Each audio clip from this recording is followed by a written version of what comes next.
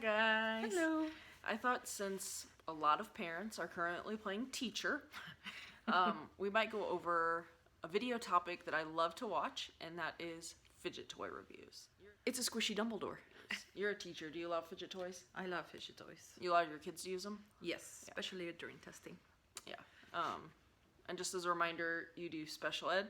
Special ed, middle school, 6th, 7th, and 8th grade. Yeah. And through my career background, I've worked inpatient pediatric psych. I've worked with kids with co-occurring mental health diagnoses. I've worked in schools with kids at risk of dropping out. All sorts of things. I personally have always allowed fidget toys. My rule of thumb with them is as long as you're doing what you need to be doing and you're not distracting anybody else, you can have a fidget toy. I'm somebody who was very fidgety as a kid, got in trouble a lot in school for doodling. Maybe not a lot, but definitely got called out for doodling.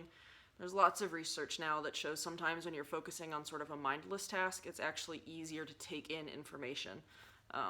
So that's just my 2 cents. Do you have anything else to add about fidgets? No, I actually use this with my students too. Usually I prefer the quiet ones. Yeah, definitely in a school setting. Yes, and I let them use it during testing, or if they're waiting for others to finish testing. Or just when I'm talking, we're having a group discussion, they're allowed to have them. Yeah. We're going to go over the ones that I own personally. Yeah, you want to jump right in? Sure. Let me go first? Yes. Okay, so we'll start with the standard, which is stress balls, stress toys, stress croissants. This is probably the toy that gets destroyed the most often, just because usually I get the ones free at conferences. I try to get a variety of resistance, but I think you got me this one, and it is a current favorite. Oh yeah, I got that. It's a squishy Dumbledore. This was in like a blind bag, right? Yes. Yeah, we didn't know who it was going to be, but I love stress balls, but if you're getting them for your kids to use at home or at church or at restaurants, again, you know your child, I feel like I say that all the time, you know what they will or won't do with things. But stress balls are a great one, and they're usually pretty cheap. I'm gonna go with one of our favorites, and I think everyone likes them. Fidget spinners. Was it like 2017? You couldn't get away from them. I know, they were everywhere. So this one, I actually like it because they're quiet. Yeah, unless you You drop can them. actually, especially this one. This one's a metal one. Yeah. Another one, one of the reasons why I like this one so much is that the kids can actually pay attention and have different tricks with it, like one finger, Yeah. move it around. It feels like you can feel the resistance, and the kids really like that while they're like paying attention. Yeah. I used to test them just to make sure they were actually listening to what I was saying. But again, metal, plastic, they're actually pretty good. That's another one you can find just about anywhere for super cheap now. Guys, I got out of the shower. I don't know what my hair's doing. It has its mind of its own. It does. Have My one of its hair own. is also a classic fidget toy for me, isn't it? I always have my hands in my hair. Oh my. I'll like twist it, play with it. So, okay. Next up is actually not a classic fidget toy. It is a cell phone stand that Lauda bought me. You get me a lot of fidget toys. This one she I know got you me like for them. my desk at work to actually hold my cell phone up, but I don't know if you can hear it, but it's kind of squishy and it's poppy, and I've always used it more as a fidget toy than as a cell phone stand. So, And the next one will be a fidget cube. there we go. Lots of different options with those. I know, I really like this because it all depends on which one do you prefer, and you can hold it with one hand. Like for example, if you like playing games, you can actually use this one. Turn on and off lights. I like this one because it's like a counter. You can just like, Yeah.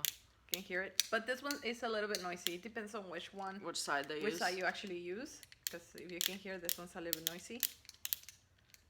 Yeah. And they make these in all kinds of shapes now. I think you can get like 12-sided ones. They make ones that almost look like a little key fob that have the same thing. So again, everywhere. of varying quality though.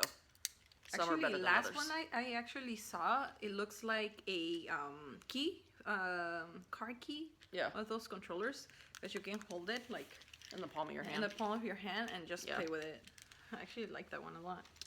Next up, somewhere I have one.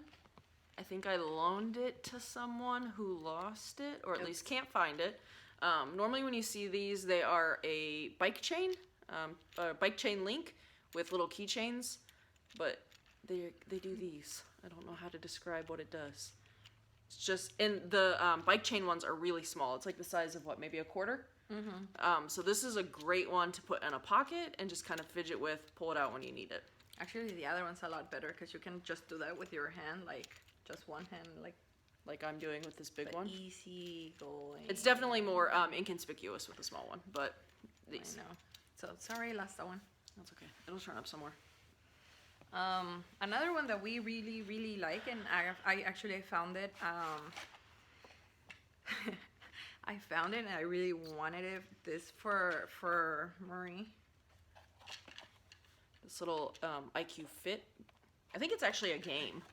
I think it's a game, but if you can actually see the shapes, yeah, they actually look very. You can play with them. Yeah, as a fidget toy. Yes, look. That's usually what I will do. By the way, I'm probably still in this when I start teaching online.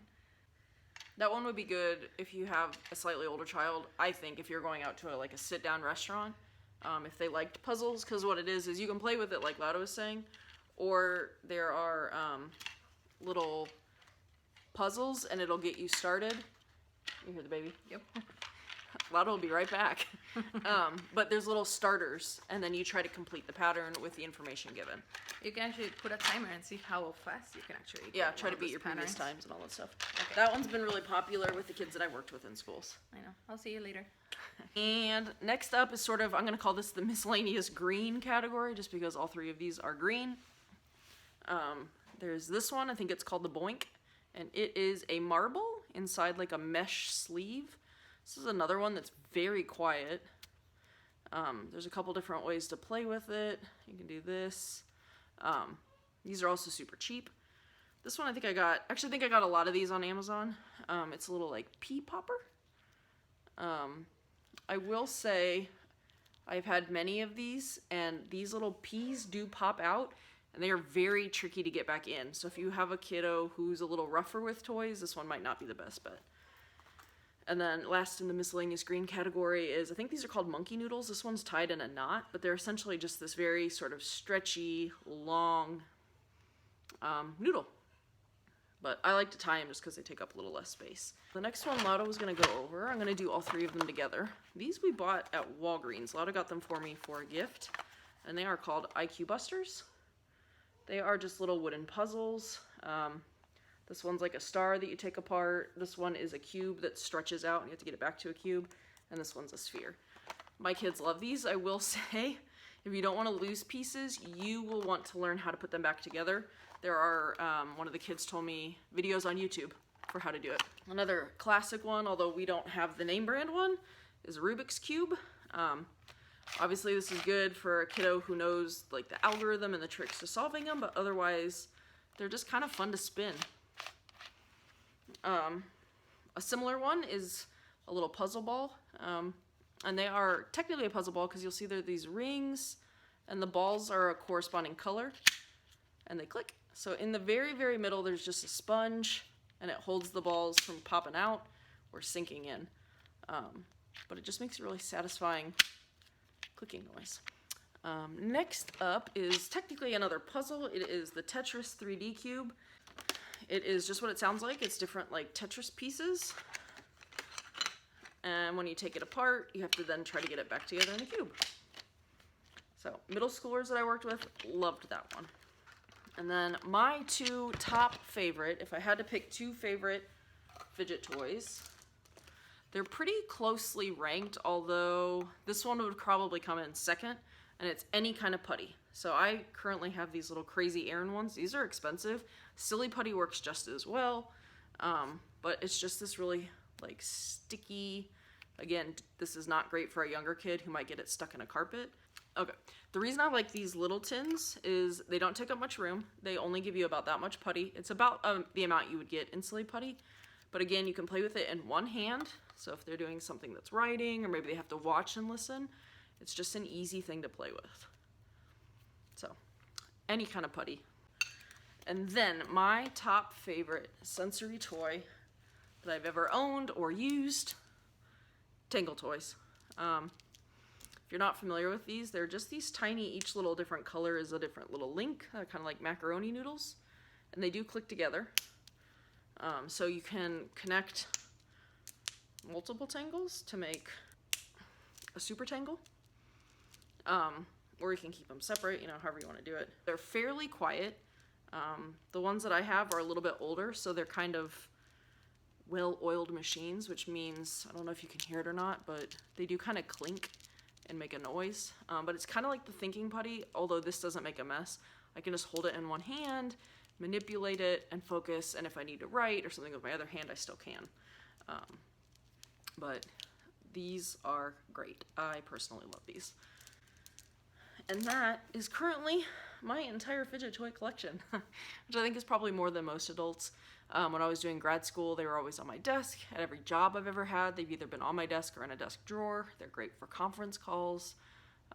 But the big thing with fidget toys is finding the one that works for you. Another one that I know is really popular that I just don't have is a spinner ring. It's a spinner ring. It looks just like a metal ring, but the inner part spins when you do this. I don't tend to like jewelry, so that one's not right for me, but other people swear by them. Yeah, hopefully you enjoyed this sort of fidget review. I know they're all over YouTube, but I thought I would share my 2 cents. So, fidget toys. If you have your kids at home and they're driving you up the wall, you can get variety bags on Amazon. I think they're for like 15 to 20 bucks, and you get, anywhere from like 10 to 15 different fidget toys. So depending on the age and your personal tolerance for, a kiddo playing with a toy, fidget toys can be a great way to go. So hopefully you liked this video. Thanks so much for watching. Bye.